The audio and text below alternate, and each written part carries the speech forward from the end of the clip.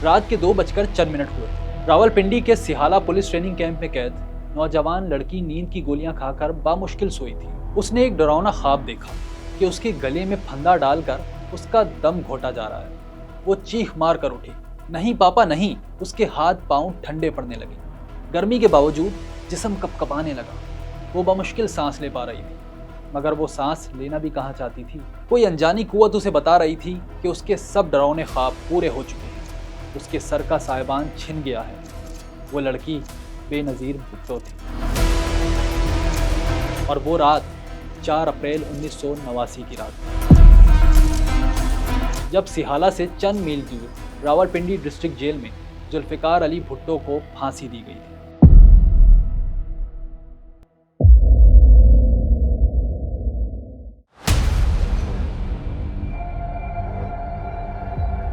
दो अप्रैल 1989 Sihala police training camp में बेनज़ीर भुट्टो एक चारपाई पर लेटी थी कि उनकी वालदा नुसरत भुट्टो कमरे में आई। नुसरत भुट्टो ने कहा कि फौजी अफसरान चाहते हैं कि हम दोनों आज तुम्हारे वालिद से मिल लें। बेनज़ीर भुट्टो को धचका लगा। दोनों की एक साथ मुलाकात का मतलब ये था कि ज़ियाउल हक ने भुट्टो को फांसी देने का फैसला कर लिया था, क्योंकि वैसे तो उनकी अलग अलग मुलाकात होती थी और बेनज़ीर भुट्टो की मुलाकात में अभी कई दिन बाकी थे।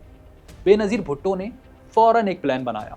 उन्होंने वालदा से कहा कि मेरी तबीयत ख़राब है, मैं मिलने नहीं जा सकती, लेकिन अगर ये आखिरी मुलाकात है तो मैं जाने को तैयार हूँ। नुसरत भुट्टो ये बात फ़ौजी अफसरों को बताने के लिए गईं।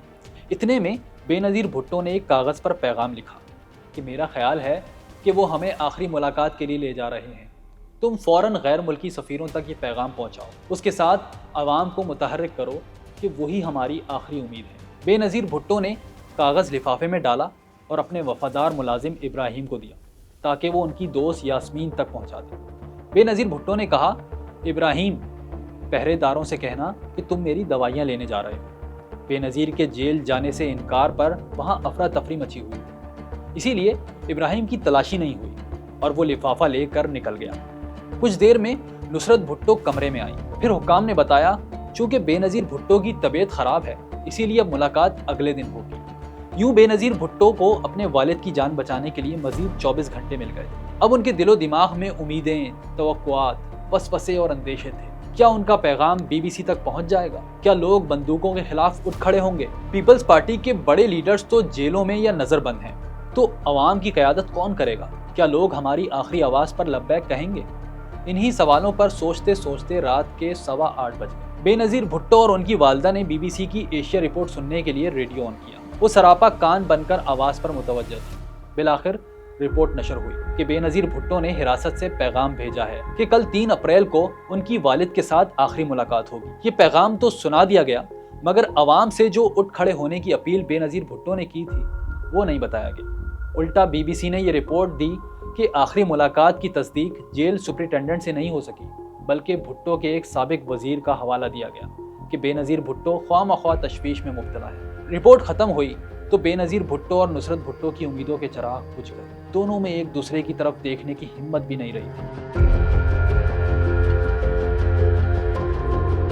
रावलपिंडी में जहां आजकल जिना पार्क है, 1979 में यहाँ डिस्ट्रिक्ट जेल थी। पाकिस्तान के साबिक वजीर आज़म जुल्फिकार अली भुट्टो ने अपनी ज़िंदगी के आखिरी 323 दिन यहीं गुजारे थे। मगर ये कहानी 323 दिन पहले की नहीं, बल्कि 4.5 साल पहले 10 और 11 नवंबर की दरमियानी रात शुरू हुई थी। इस रात लाहौर में रुकने कौमी असम्बली अहमद रजा कसूरी की गाड़ी पर फायरिंग हुई थी। हमले में अहमद रजा कसूरी के वालिद नवाब मोहम्मद अहमद कसूरी जाबाहक हो गए। वो, उनकी वालदा और खाला खुशकिस्मती से बच गए थे। अहमद रजा कसूरी ने वालिद के कत्ल की FIR उस वक्त के वजीर आज़म जुल्फिकार अली भुट्टो और उनकी बनाई हुई फेडरल सिक्योरिटी फोर्स के खिलाफ दर्ज कराई।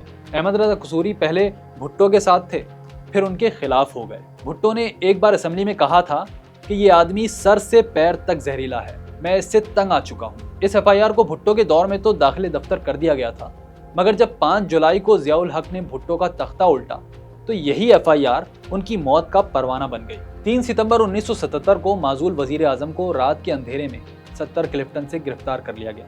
उन्हें मार्शल लॉ रेगुलेशन के तहत हिरासत में लिया गया था। जुल्फिकार अली भुट्टो को लाहौर लाया गया और कोट लखपत जेल में कैद कर दिया गया। फिर उन पर दीगर मुकदमात के साथ मोहम्मद अहमद खान कत्ल केस भी चलाया गया। अक्टूबर 1977 में ये मुकदमा लोअर कोर्ट के बजाय हाई कोर्ट पहुंच गया। 18 مارچ 1978 کو لاہور ہائی کورٹ نے ذوالفقار علی بھٹو کو سزائے موت سنا دی۔ فیصلے پر اس وقت بھی بہت تنقید ہوئی۔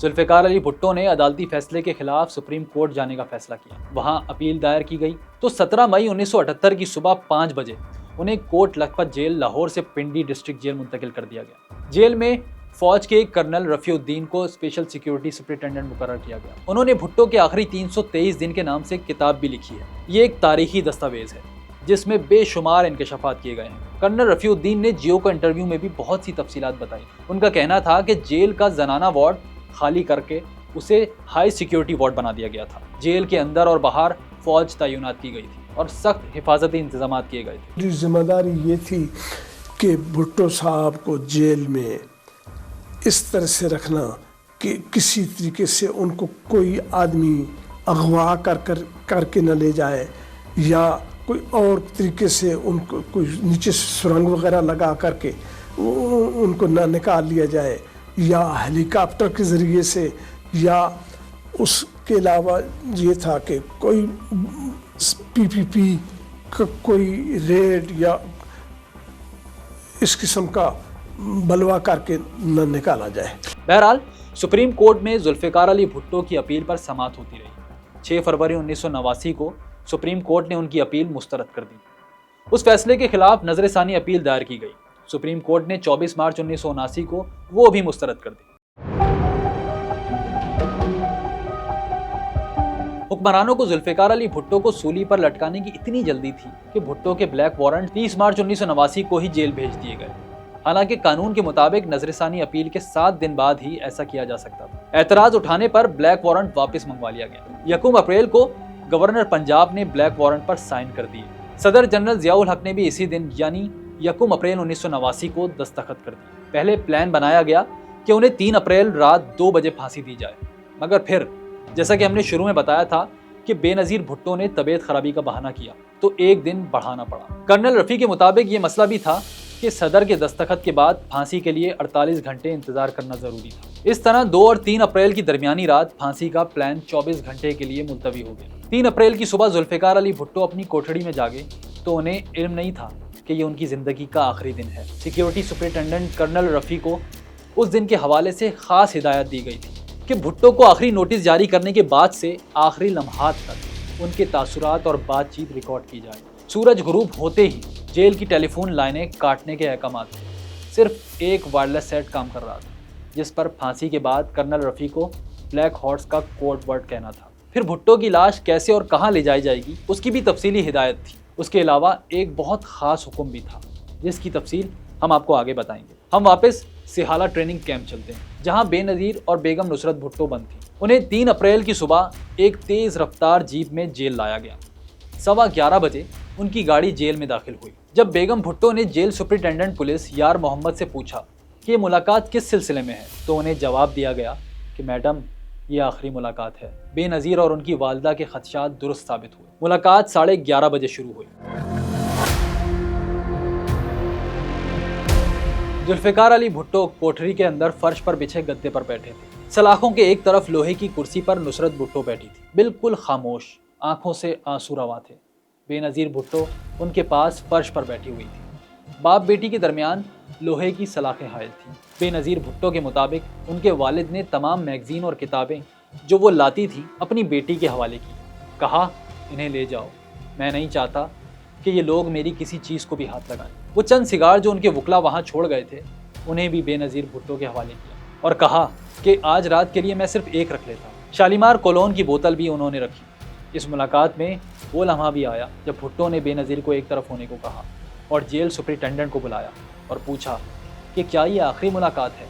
انہیں جواب ملا جی سر، سب ختم ہو چکا ہے۔ اس کے بعد بھٹو نے بیگم نصرت سے کہا دوسرے بچوں کو میرا پیار دینا، میر، سنی اور شاہ کو بتانا کہ میں نے ہمیشہ ایک اچھا باپ بننے کی کوشش کی اور میری خواہش ہے کہ کاش انہیں میں الوداع کہہ سکتا۔ بھٹو نے بیگم نصرت بھٹو اور اپنی لاڈلی بیٹی بے نظیر سے کہا کہ وہ ملک چھوڑ کر چلی جائیں، مگر انہوں نے انکار کر دیا۔ بے نظیر بھٹو کے مطابق آدھا گھنٹہ ختم ہونے پر سپرنٹینڈنٹ نے پکارا کہ وقت ختم ہو چکا ہے۔ The jail superintendent said 4:30. I said, I hope I can have more time with my family. So he said, no sir, it's still half an hour. So he said that's, contrary to the jail regulations. I know there's no such thing as a jail manual, but if this is my last meeting, I insist on having at least an hour. उन्होंने superintendent से कहा कि वो ताला खोलें ताकि वो अपने बाप से गले मिल सके, मगर सुपरिटेंडेंट ने इनकार कर दिया। उन्होंने दोबारा इल्तिजा की कि ये आखिरी मुलाकात है, मगर सुपरिटेंडेंट ना माना। My father was very calm, and he talked to family matters. He talked to party matters, and I keep seeing his face. They asked at the end of the meeting, I said that I'd like to hug my father goodbye. He'd been the president, the prime minister. He'd brought them back from the camps of India. They wouldn't even open the cell doors for me to kiss him goodbye. And then we just went back and started the countdown to death. Nobody else knew, nobody else was aware. Benazir ने सलाखों के दरमियान से अपने वालिद के हाथों को छुआ। वो बोले, आज रात मैं दुनिया की मुश्किलों से आज़ाद हो जाऊंगा। मैं अपनी वालदा और वालिद के पास चला जाऊंगा। मैं लाड़काना में अपने अजदाद की ज़मीनों की तरफ वापस जा रहा हूँ ताकि उस सरजमीन का, उसकी खुशबू और उसकी फ़िज़ा का हिस्सा बन जाऊँ। अवाम मेरे गीत गाएंगे और मैं उनकी कहानियों का अबदी हिस्सा बन जाऊँगा। He had no paper and pencil. They'd taken that away a week ago. I said, please keep something, you'll have something to read. And he said, no, I have my thoughts. My thoughts will keep me till the time comes. And he wanted to keep Shalimar. It's a perfume by Guerlain, which he'd always worn. And he said, I want to keep some of that. And we had it with us. We gave it to him. And he said that I'll go out looking clean. And I'll be smelling nice because it's a beautiful world. It's a beautiful earth, and I'll be part of the land, and I'll be part of its myth, its legend, and I'll go back home to my people, go back where I belong. Benazir और नुसरत भुट्टो उन्हें अलविदा कहकर वापस रवाना हो गए।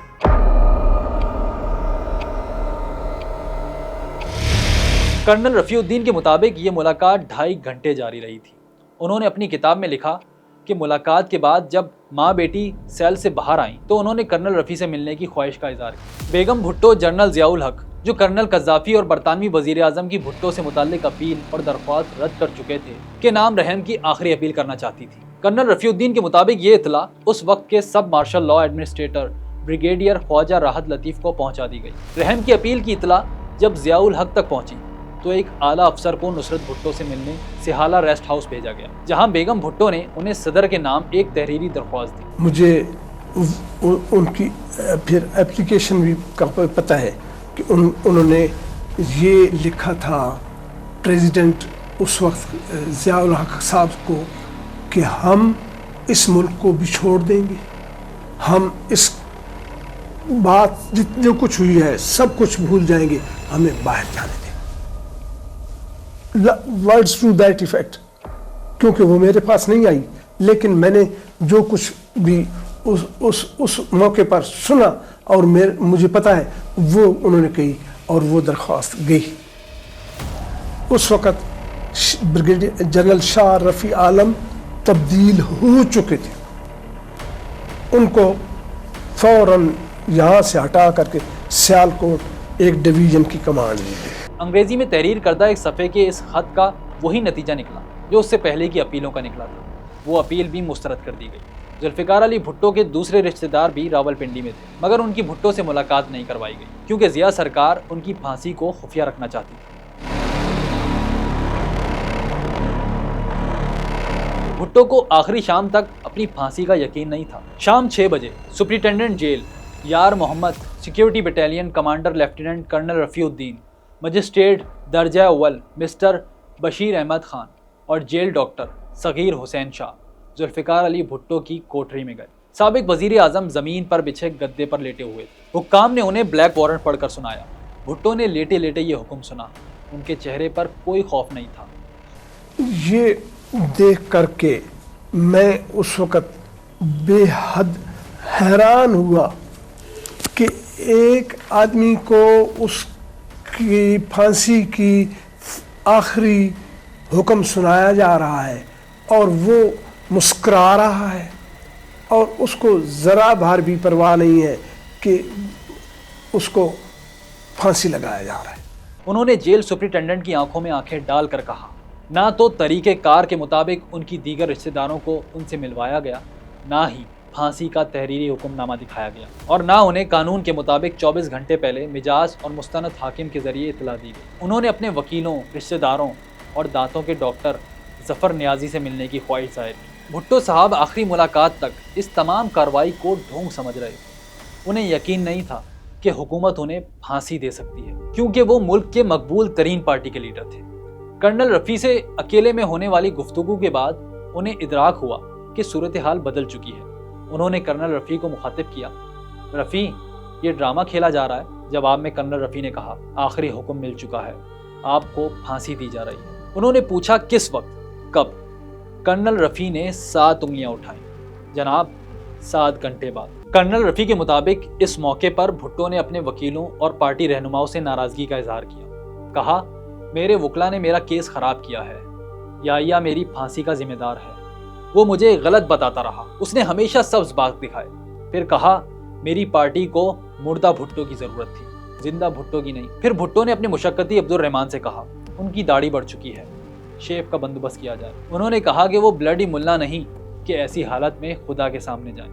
جی ہاں، انہوں نے یہ ڈیزائر کی تھی اور کہا تھا کہ میں بلڈی ملا نہیں ہوں، مجھے ایسے اللہ کے سامنے نہیں جانا ہے، تو مجھے شیو کرنی ہے۔ پھر اسسٹنٹ سپرنٹینڈنٹ یا وہ میرے خیال میں ڈپٹی سپرنٹینڈنٹ نے اپنی زیر نگرانی شیو ان سے کروائی تھی۔